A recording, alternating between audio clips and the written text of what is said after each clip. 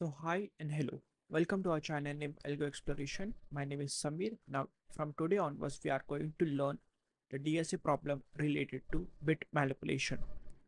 So I have created a series on DSA related to arrays. Okay, you can watch to that playlist. Now in today's lecture we are going to see a problem named how to convert a binary number to a decimal. Okay, I hope you know that what are the binary numbers and how to convert it. But let me give a glimpse. See, so let's say if I have a binary number 1100. If we try to convert it to a decimal, it will be 12. But let's see how we can convert it. So we have to write 1100. We have to take that digit which is 0 and we have to multiply it with 2 raised to 0. Okay, then we have to take this number that is 0 and we have to multiply it with 2 raised to 1. Also we have to take this number that is 1 and we have to multiply it with 2 raised to 2. Take this number 1 and multiply it with 2 raised to 2, 3. Okay, so and what we have to do with all these numbers, we have to do addition. Okay, so this will be 8, this will be 4, this will be 0 and this will be 0, and if you try to sum up all this, it will be 12. Okay, let's take one more example. 1 1 1 1 and 1. Okay, so 1 1 1 1 1. Take this number, multiply with 2 raised to 0. Take this number, multiply with 2 raised to 1. Take this number, multiply with 2 raised to 2. Take this number, multiply with 2 raised to 3. Take this number, multiply with 2 raised to 4. Okay, so 1 into 2 raised to 4 will be 16. Right, this will be 8, this will be 4, 2 and then 1. Okay, if we sum up all this, it will be 31. Right, so in this way we are going to solve this problem. Okay, now we know that how to convert a binary number to a decimal, but let's say that how we can do this programmatically. Now starting from the left hand side, we have to multiply it with 2 raised to 0, then 2 raised to 1, then 2 raised to 2, 2 raised to 3 and then 2 raised to 4 and so on. Okay, so what we will do, initially we will multiply it with 1. Okay, we know that 2 raised to 0 is nothing but 1 only. Okay, so we will multiply it 1, and when we move forward we will simply multiply that one with 2, so we will get 2. Right, here we are getting 2, again we are going to multiply it with 2, so we will get 4. Again multiply it 2 with, we will get 8. Again multiply with 2, we will get 16. So this part has been sorted. Right, simply start from 1, then multiply it 2, we will get 2, multiply it to 4, multiply it to 8, multiply it to 16 and so on. Now the thing is that how we are going to extract this 1. Okay, it is very simple. We have to simply do modulus 10. I hope you know that if we do modulus 10, then we will get the remainder part, which is this. Okay, after that we are going to divide it by 10, so we will get this number. Right, it is nothing but similar to that how we are going to extract the digit one by one. Okay, let's see the pseudocode. So initially let's name b as 1. B is nothing but this number. Okay, now while n is greater than 0, we are going to do this operation. First of all, we have to extract out the remainder, so n modulus 10. Okay, after that let's see, answer is equals to answer plus remainder into b.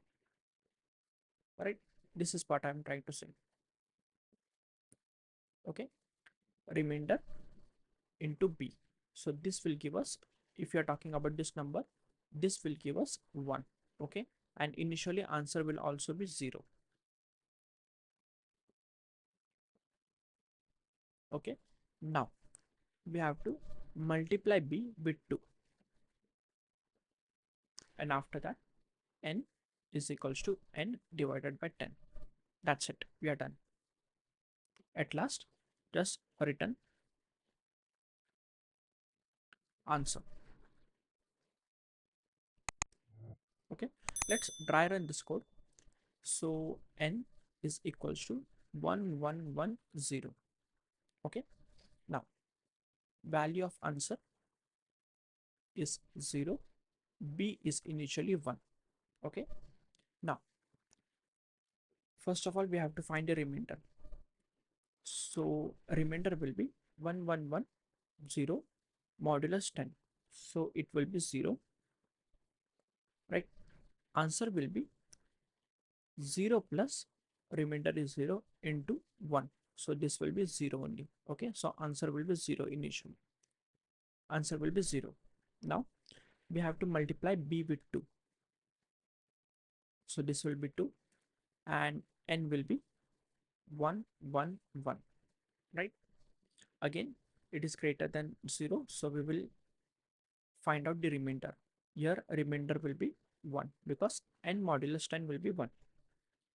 Now answer will be 0 plus, here the remainder is 1, multiply with 2. So this will be 2, right? So answer will be 2 now. Value of b will be 2 into 2, that will be 4, right? Now value of n will be 1 1, right? Because triple 1 divided by 10, that will be 1. Again, value of n, it is greater than 0. So we will try to find out the remainder. So again, the remainder will be 1 only.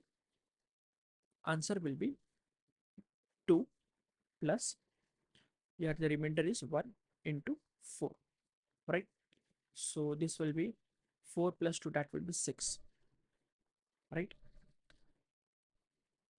After that, we have to multiply the b with 2. So that will be 8, right? And the value of n will be only 1, right? Again, it is still greater than 0.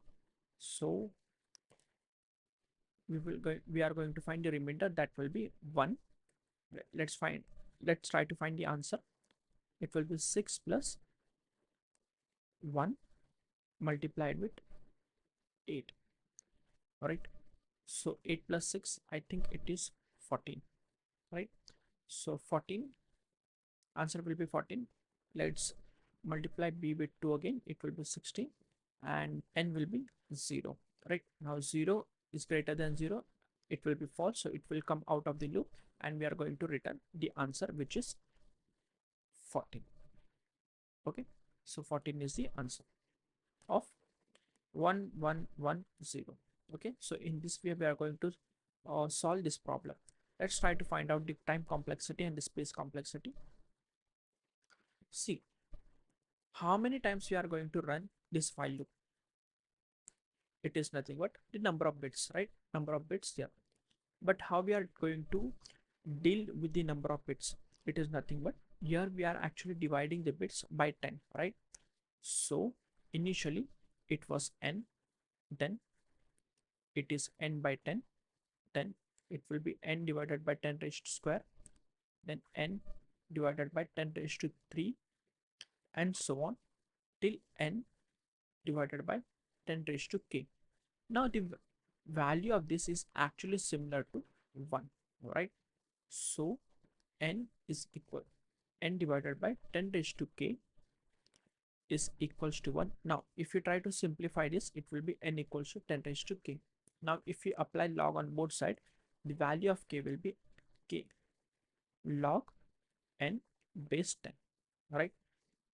So this is nothing but a time complexity of this problem.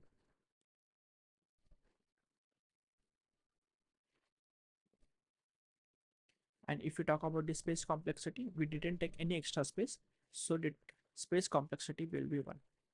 Okay, I hope you got this. Let me tell you that we have started a series on DSA problem. If you know the fundamentals of DSA but getting stuck while solving the DSA problem, this series will be helpful for you. If you are preparing for placement and interviews, you can visit to this playlist. The link is in the description box. Thank you. So that's it from my side. I'll see you in the next video. Till then, keep practicing.